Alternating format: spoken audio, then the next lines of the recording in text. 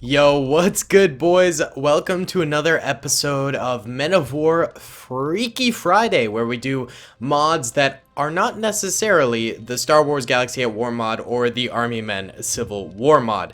Now, today we are going to be visiting the Halo mod once again for the second week in a row because the Halo mod is super fun and I'm getting very into it. So essentially, we have our UNSC Marines here defending this Earth city that is completely in ruins. It has been trashed by probably artillery fire or some sort of aerial bombardment from Covenant ships, something like that. So the terrain here is really in some rough shape, but the human Marines went ahead and tried to make as good of defenses as possible within these ruins, and they've done a pretty nice job. They're pretty much sprawling throughout the entirety of the city here, defending it, trying to hold till the last man, and the Covenant army will be coming and trying to kill to the very last man. So they have their usual grunts, elites, and jackals here, and they are all going to be charging forward over this wide berth here and taking on the city defenses.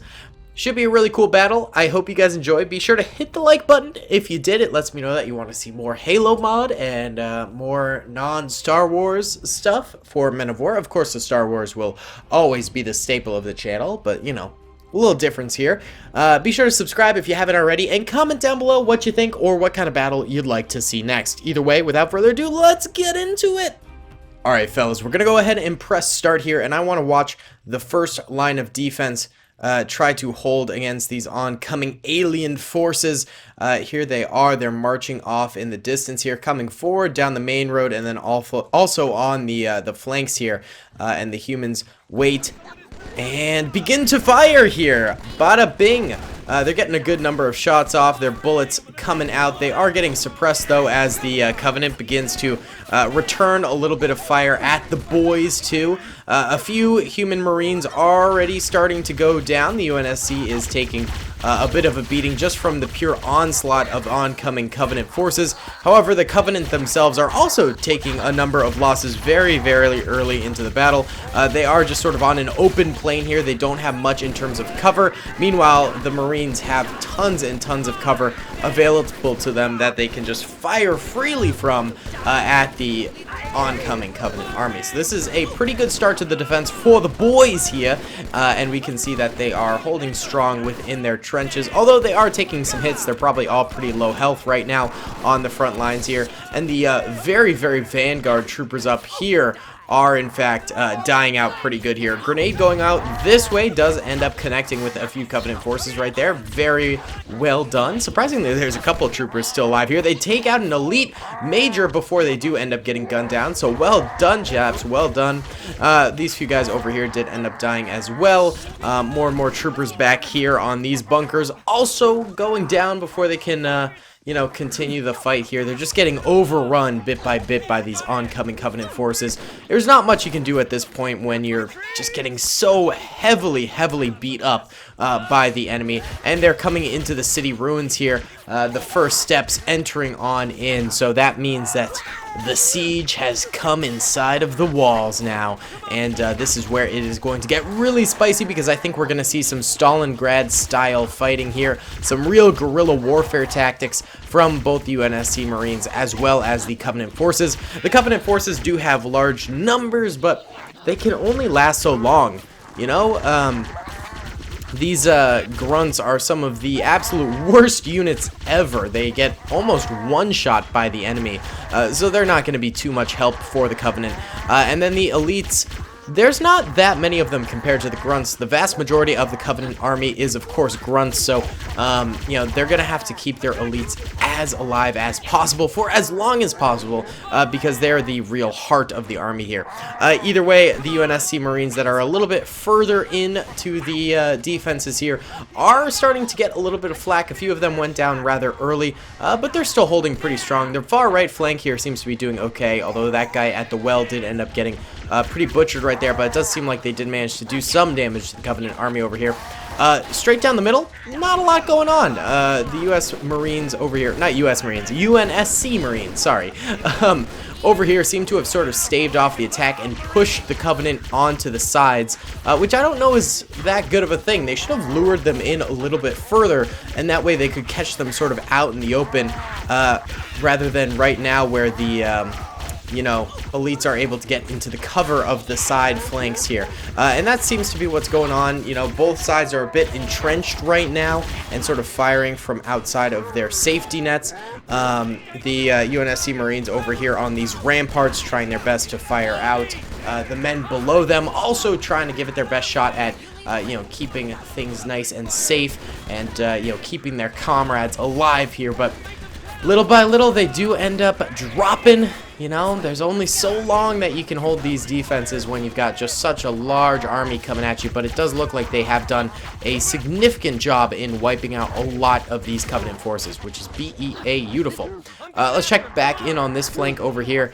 These guys still seem to be doing okay. Still a few UNSC Marines left alive over here. The Covenant is sort of relegated to the back over here. They've entrenched themselves in, and every time they sort of step out, they get pretty butchered by incoming UNSC fire, and they go down pretty quickly. So this is a nice little spot over here. This inner courtyard is holding really nicely, and the Marines here seem to be doing just a fine job.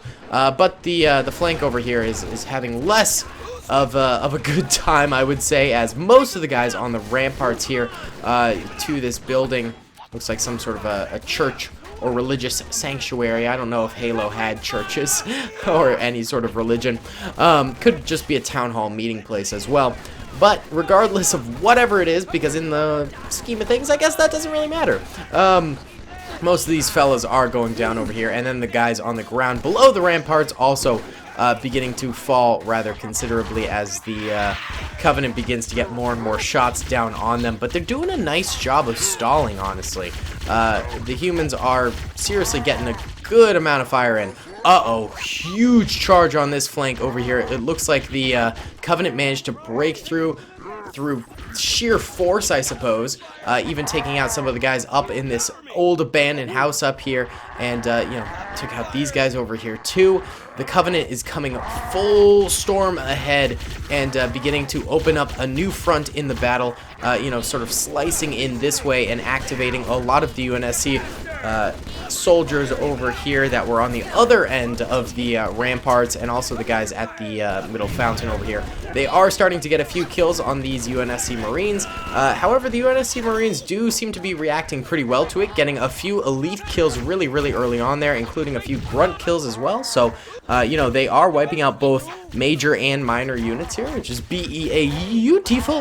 And then, yeah, they're just keeping them in their place. They're keeping them in this courtyard now. I thought for sure that massive charge right there would have been the end of the UNSC Marine defense in the center here, but they reacted really nicely there and managed to stop that charge before it built too much momentum, and they all got slaughtered. So that was smart thinking by the UNSC Marines to focus fire over there, and just good performance overall too, and they're continuing the suppressive fire over here.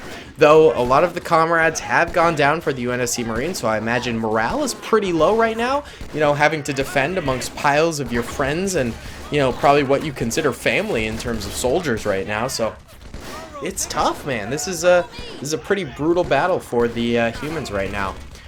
But, you know, they're highly trained soldiers, not quite Spartan level, but, you know, they definitely went through the ringer in training, and they're probably some seasoned veterans in there, so they're up to the task of defending the city, I think, for sure. I don't know exactly what the importance of this city is. I suppose it could be some sort of strategical importance, could be a hub center for trade or something like that, or it could be like a significant sort of morale area. It could be, you know, a city with some sort of memory to it. It has, you know, historical value or some sort of religious value or something like that. So that could be another reason why the UNSC Marines are deciding to hold here. Yeah, that's a big factor that's not often taken into consideration, is that just, you know, some areas, they're worth defending sheerly because it, you know, means something to the defenders, that sort of a thing. That's why the, you know, in World War I, the German chief of the army decided to attack Verdun at the very start before Hindenburg took over, and this guy was ultimately fired. But he attacked the Verdun fortress because he thought it meant something to the French because of, you know, it was built around the age of Charlemagne, and it's, you know, a very ancient fortification, and it was, you know, utilized in many wars beforehand. So, you know, he thought, you know, attacking one very crucial French fort would really hurt the morale and drive them very far back in the very beginning of the war. Of course, that didn't happen. They held Verdun pretty nicely, and in all honesty, Verdun is not exactly a very important fortress. It's not great for supplies. It doesn't have a lot of cannons inside. It doesn't, you know, it's not super easily defended when going up against massive artillery like World War I had to offer. So, in the grand scheme of things, Verdun was not worth attempting to take at all, and that's part of the reason why that German chief officer ended up being fired, and Hindenburg ended up taking over with Ludendorff. But, yeah, I think actually the Germans might have took the fortress itself, but the French, like, counterattacked or something like that. I think the French did retreat from the fortress at some point.